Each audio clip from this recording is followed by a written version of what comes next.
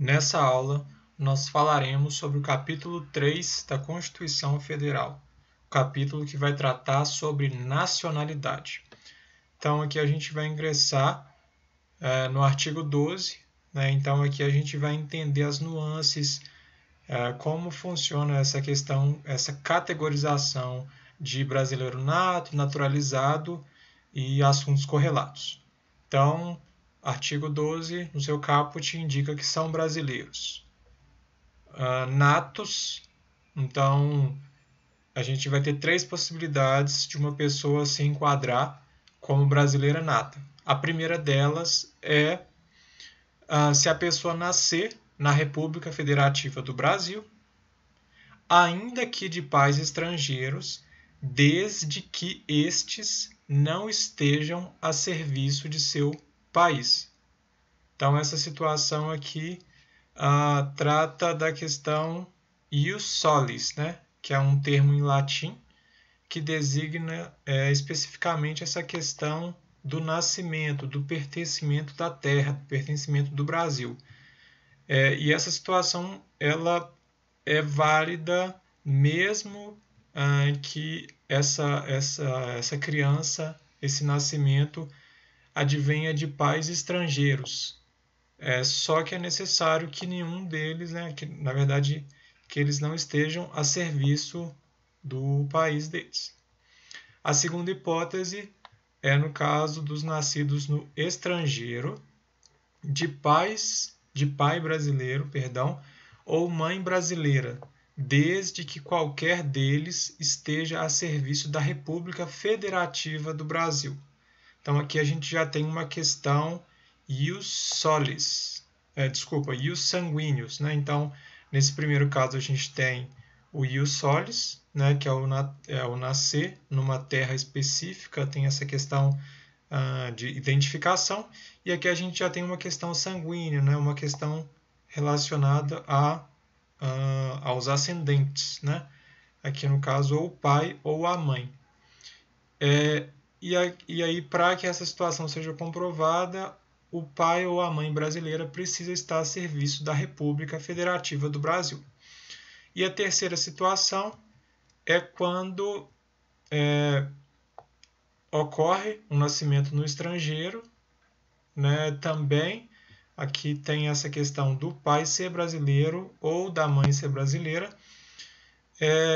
E aí aqui tem uma condição, né, uma concessão, desde que sejam registrados em repartição brasileira competente. Então, o filho, né, desde que ele seja registrado em repartição brasileira competente, ou venha residir na República Federativa do Brasil e, em qualquer tempo, né, depois que ele atingiu a maioridade, ou seja, os 18 anos, ele opte pela nacionalidade brasileira. Então, esses são os três casos para que uma pessoa, né, para que um brasileiro seja considerado nato.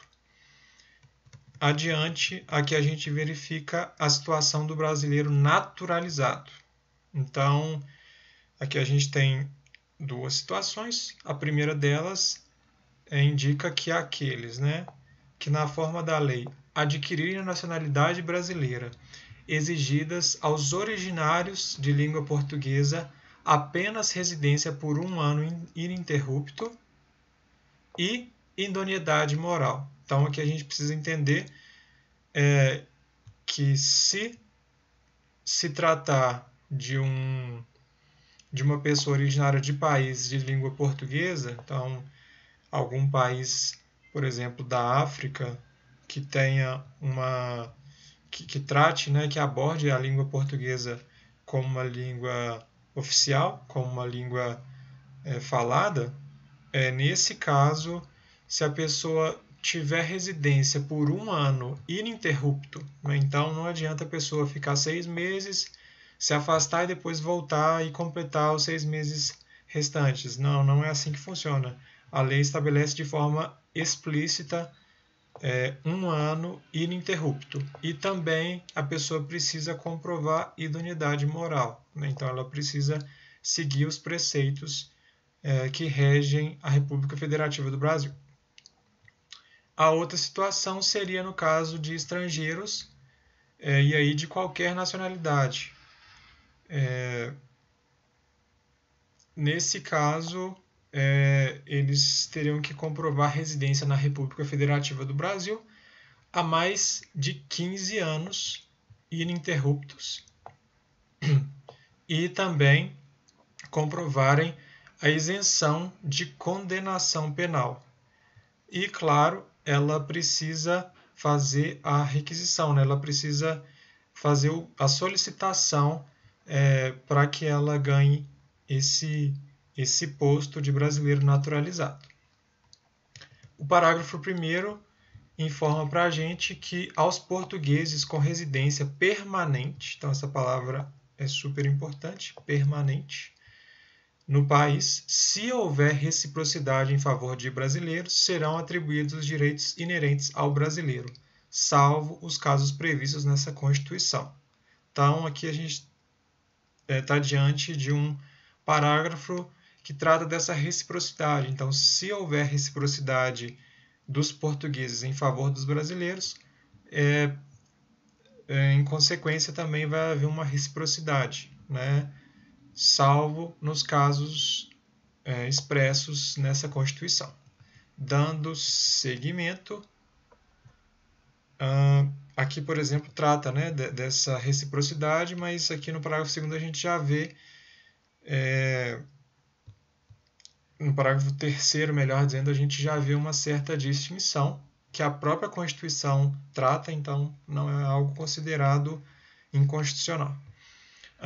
Parágrafo 2º, para dar seguimento, a lei não poderá estabelecer distinção entre brasileiros natos e naturalizados, salvo nos casos previstos nessa Constituição.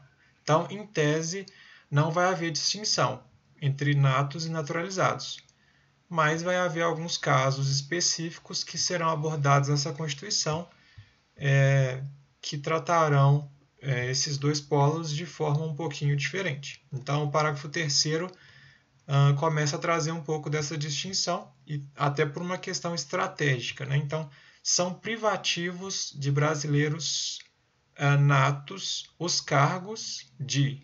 Então, aqui, apenas os brasileiros natos poderão pleitear, poderão ocupar essas vagas. Como eu disse, é uma questão estratégica, porque você deixar um brasileiro naturalizado como presidente ou vice-presidente da República, essa pessoa pode não entender os interesses do país e pode acabar não trazendo, né, não desenvolvendo o país da forma que os eleitores gostariam. Então, justamente por esse motivo, aqui a gente tem essa distinção. Então, dando seguimento, presidente, vice-presidente da República, presidente da Câmara dos Deputados, presidente do Senado Federal. Então, o brasileiro naturalizado não pode ocupar nenhuma das presidências do Legislativo Federal. Também não pode ocupar o cargo de ministro do STF, né, o Supremo, que é o instituto mais nobre do judiciário brasileiro, então também vai por essa questão estratégica que eu mencionei anteriormente. Carreira diplomática também, porque a carreira diplomática acaba que trata de assuntos referentes, né, ao próprio país. Então, a pessoa que ocupa o cargo de carreira diplomática, ela vai ter uma comunicação com o externo, com o exterior, mas abordando assuntos, interesses nacionais. Então, até por esse motivo, essa carreira se encontra nesse rol. O 6º de oficiais das Forças Armadas e o 7º de ministro de Estado de Defesa. Também duas categorias bem importantes, bem estratégicas para o desenvolvimento do país. Parágrafo 4º. Será declarada a perda da nacionalidade do brasileiro que... Então, aqui a pessoa...